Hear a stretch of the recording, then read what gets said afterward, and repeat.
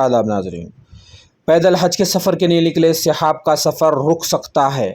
क्या ये मक्के मुकर्रमा पहुँचेंगे? क्योंकि इनके रास्ते में अभी तक तो बहुत अड़चनें आई, मगर सबसे बड़ी अड़चन आई है पड़ोसी मुल्क की ओर से। जी हाँ, धोखा देना जिसकी फितरत में है, जो हर वक्त मुसलमानों को और देश को धोखा देते रहता है। हम बात कर रहे हैं पाकिस्तान की।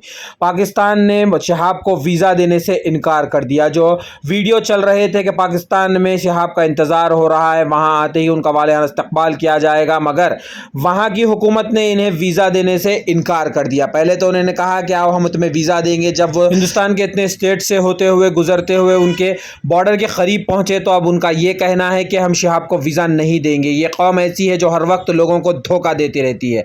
अभी भी इन्होंने एक पैदल हज के लिए निकले, जो मक्के मुकर्रमा जाना चाहते, अल्लाह तबारक व तआला को राज़ी करना चाहते हैं, हुज़ूर अक़दस सल्लल्लाहु अलैहि वसल्लम के ज़ियारत करना चाहते हैं। वहाँ जाने के लिए भी लोगों को इजाज़त देने की भी इन्हें ज़रूरत नहीं समझ रहे हैं। ऐसे लोगों के साथ भी ये सौतेला सलूक कर रहे हैं। ये हुकूमत बनी थी इस्लाम को फैलाने के नाम पर, शरीयत के साथ चलने के नाम पर, मगर अब ये हुकूमत लोगों को धोखा दे रही है। ये इंसान जहाँ से गुजर रहे थे, हर मज़हब के लोग इन्हें मोहब्बत दे रहे थे। ये ऐसी शख्सियत है जो जब भी यहाँ से निकले हैं हिंदुस्तान से, जब से इन्होंने अपना सफ़र शुरू किया है, तभी से लोगों ने तमाम दुनिया से इन्हें मोहब्बत दी है, मगर एक ही मुल्क है जो पाकिस्तान इनकी अड़चन बन रहा है। लुधियाना की जामा मस्जिद के शाही इमाम का क्या कहना है, एक बार आप ये ज़रूर सुनिएगा। साहब हसन खान, उन्होंने इस हज यात्री को धोखा दे दिया। मैं समझता हूँ ये धोखा इसलिए दिया गया ताकि ये पहली दफ़ा भारत से कोई बंदा पैदल हज के लिए जा रहा है, तो पड़ोसी मुल्क की सरकार के पेट में शायद ये भी दर्द हो गया कि एक भारतीय मुसलमान पैदल हज यात्रा पे जा रहा है और पूरी दुनिया के देश जो हैं उसको देख रहे हैं। शहाब भाई ने बजाते खुद किसी को कुछ नहीं बताया अभी तक।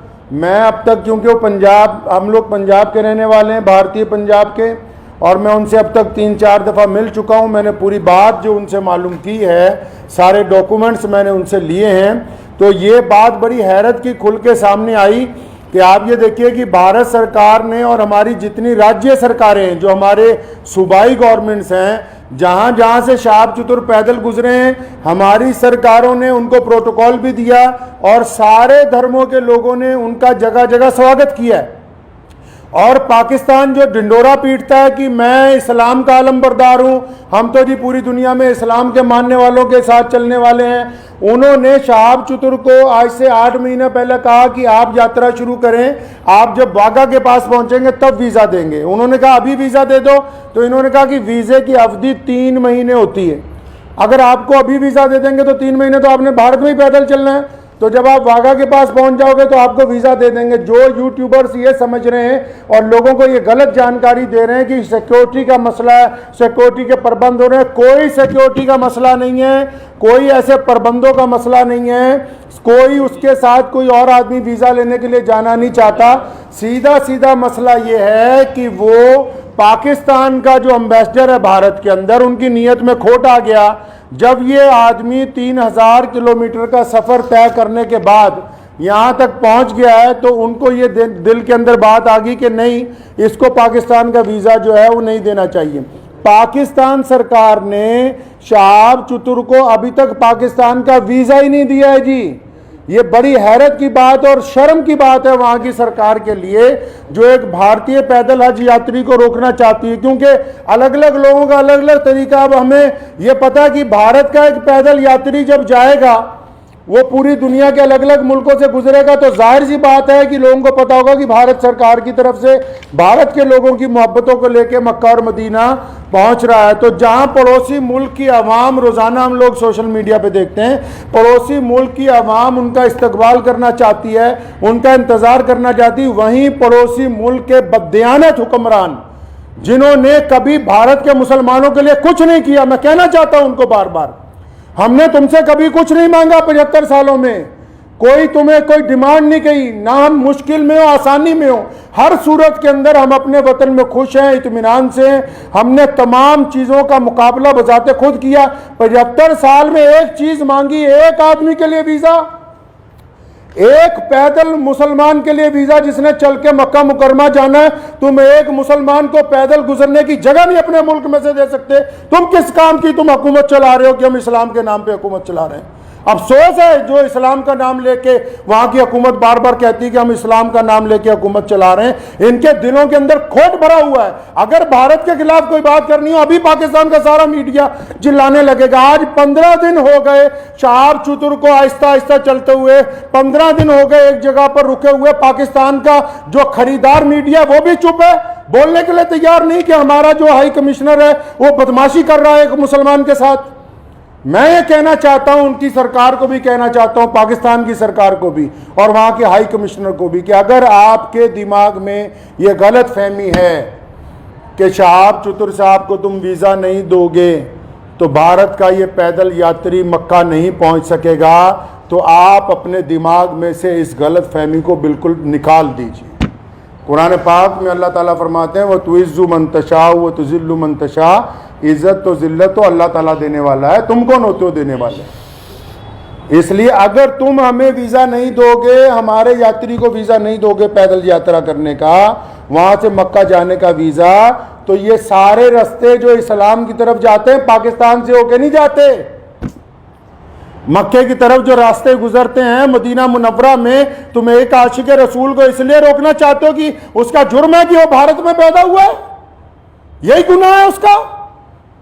अगर तुम ये कहते हो कानूनी पेचीदगियां हैं, फिर इस्लाम के नाम पर काहे की हुकूमत बनाई है। मैं अगर ये मान लो तुम्हारा तर्क पाकिस्तान एम्बेसी का कि 2-4 कानूनी पेचीदगियां हैं, तो तुम कौन सा मुसलमान हो यार। अगर 2-3 कानूनी पेचीदगियां रह गई, अगर पासपोर्ट में या किसी चीज में कोई कमी भी होती, तुम खुद पूरी कर देते कि यार हम स्पेशल तौर पर इसको वीजा देने के लिए तैयार हैं कि ये बंदा पैदल हज पे जा रहा है। लोग देखिए, आप बिना कानूनी किसी कार्रवाई के, हमारी जिस स्टेट में से गुजरा है, चाहे उस स्टेट में भाजपा की सरकार थी, चाहे उस स्टेट में कांग्रेस की सरकार थी, चाहे किसी स्टेट में आम आदमी पार्टी की सरकार है, हर एक स्टेट ने इस पैदल यात्री को प्रोटोकॉल दिया है, हर एक स्टेट ने इसकी सिक्योरिटी का प्रबंध किया है, हर एक स्टेट ने अपने ऑफिशियल साथ में लगाया कि यार मक्के जा रहा है, मदीने जा रहा है पहली दफा कोई भारतीय, हमारी इतनी रियासतों में से वो गुजर के आ रहा, कहीं कोई परेशानी नहीं, तुम्हारे दरवाजे में पहुंच गया, आप अकड़ गए।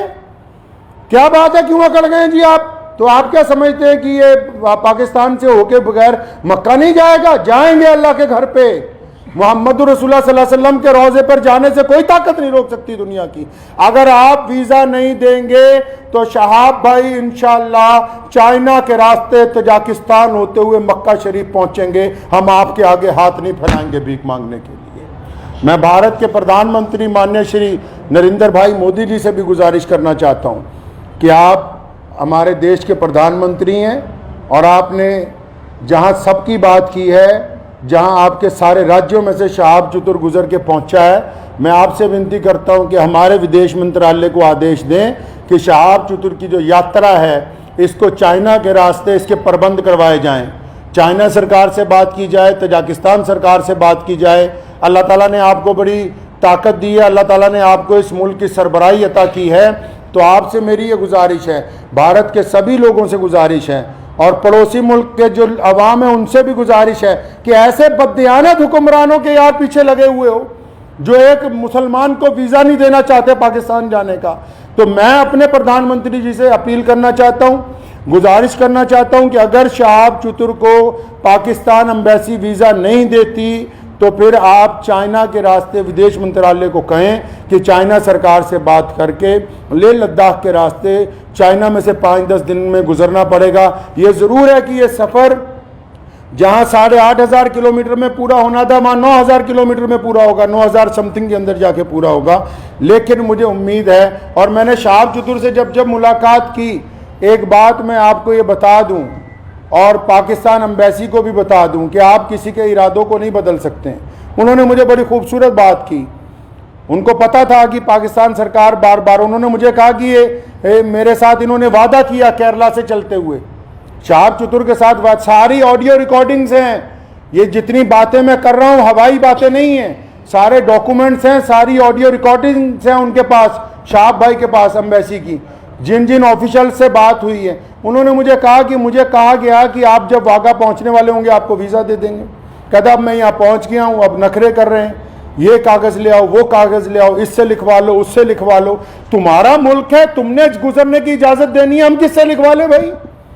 हम किसके पास चले जाएं लिखवाने के लिए? साफ क्यों नहीं कहते कि तुम्हारी नीयत के अंदर बददियानती आ गई है, आपकी नीयत में बददियानती आ गई है। मैं वहां के अवाम से भी कहना चाहता हूं कि ऐसी हुकूमत जो एक आदमी को वीज़ा नहीं देना चाहती, बस ये गुनाह है कि वो भारत के अंदर पैदा हुआ है। तो मुझे उन्होंने एक बड़ी खूबसूरत बात शहाब भाई ने कही। तो जब मैंने उनको कहा कि अगर पाकिस्तान ने वीज़ा नहीं दिया या हम लोगों को बड़ा टाइम लग गया तो फिर क्या होगा, उन्होंने बड़ी खूबसूरत बात की। कहने लगे जितने साल मर्जी लग जाएं, मैं बिना हज किए हुए वापस अपने घर को नहीं जाऊंगा। ये बात मैं पाकिस्तान एम्बेसी को कहना चाहता हूं कि तुम जितनी मर्जी देर करवा दो, और सारे यूट्यूबर भाइयों को भी कहना चाहता हूं कि बताओ पूरी दुनिया के लोगों को, पूरी दुनिया के मुसलमानों को कि कोई सिक्योरिटी का मसला नहीं है, पासपोर्ट नहीं ले रही पाकिस्तान एम्बेसी। अभी तक दिल्ली में धक्के खा रहा है शहाब भाई के जो भाई हैं, रोजाना एम्बेसी के धक्के खा रहे हैं, पाकिस्तान एम्बेसी के, उस एम्बेसी के जो ये शोर मचाती कि हम मुसलमानों के बड़े अलमबरदार हैं जी, हमारे पेट में बड़ा दर्द होता है मुसलमानों के लिए। उनके दरवाजे पर रोज धक्के खा रहे हैं वहां रोजाना। कभी कहते हैं आ जाओ, कभी कहते हैं कल आओ, कभी कहते हैं फलां मिनिस्टर के पास चले जाओ, फलां के पास चले जाओ, ये कागज लिखवा लो, वो कागज। बताओ जितने सोशल मीडिया पे जितने लोग जुड़े हुए हैं पूरी दुनिया के, मैं मुसलमानों को अपील करना चाहता हूं, बताएं पूरी दुनिया के मुसलमानों को पाकिस्तान एम्बेसी का कारनामा, वहां के प्रधानमंत्री का कारनामा। एक आदमी से डर रहे हो यार, एक हाजी जा रहा है हमारा हज के ऊपर पैदल। तुम्हारे सारे मुल्क आपस में जुड़े हुए हैं, हजारों लोग पैदल के लिए जाते हैं। रशिया से लोग पैदल हज पे पहुंचे, पिछले साल इंग्लैंड से लोग पैदल हज से पहुंचे, कितनी और रियासतें हैं, तजाकिस्तान के, उज़्बेकिस्तान के लोग पैदल हज के लिए पहुंचे।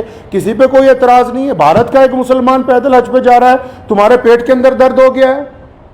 मैं पिछले 15-20 दिन से यह तमाशा देख रहा हूं इनका, पाकिस्तान सरकार का और वहां की एम्बेसी का तमाशा पिछले 20-25 दिन से हम देख रहे हैं। रोज वो मुझे कह रहे हैं कि इमाम साहब कुछ ना कहें, शायद कल को दे देंगे। वो जब बात साफ ही हो गई कि उनकी हुकूमत ही नहीं चाहती, क्या पाकिस्तान की सरकार को नहीं पता पूरी दुनिया के मुसलमान रोजाना यूट्यूब पे एक बंदे को फॉलो कर रहे हैं, मिलियंस के अंदर लोग फॉलो कर रहे हैं कि भी पैदल हज यात्री कहां पहुंचा, यात्री 15 दिन से रुका हुआ है। तो क्या वहां की भी सरकार को पता नहीं कि हज यात्री रुका हुआ है? इसका मतलब हुकूमत का मंशा, पाकिस्तान की जो सरकार है, शहबाज शरीफ की जो सरकार है, पाकिस्तान की जो भारत के अंदर एम्बेसी है, इनका बजाते खुद मंशा शामिल है। ये नहीं चाहते कि एक भारतीय मुसलमान को हज का पैदल यात्रा का वीज़ा दिया जाए।